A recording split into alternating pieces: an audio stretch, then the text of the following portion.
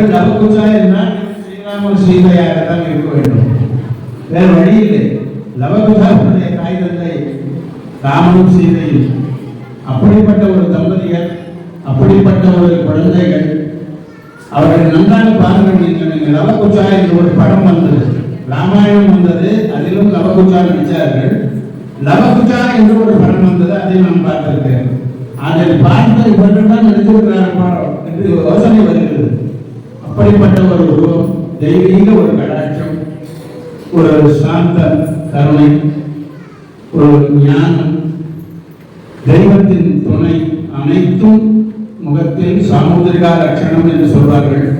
அது அனைத்தும் நிறைந்திருக்கிறது. குழந்தைகள் சிரஞ்சீவியாக நூறாண்டு காலம் வாழ்ந்து இப்பொழுது ஒரு கவிதை, ஒரு புத்தகத்தை கொடுத்தது போல ஆயிரக்கணக்கான லட்சக்கணக்கான கவிதைகளை எழுத வேண்டும். சீரும் சிறப்புடன் பேரும் புகழுடன் நூறாண்டு காலம் நோய் நொடி இல்லாமல் வேறையருடன் முதலாவதாக மாதா பிதாவை எந்த குழந்தை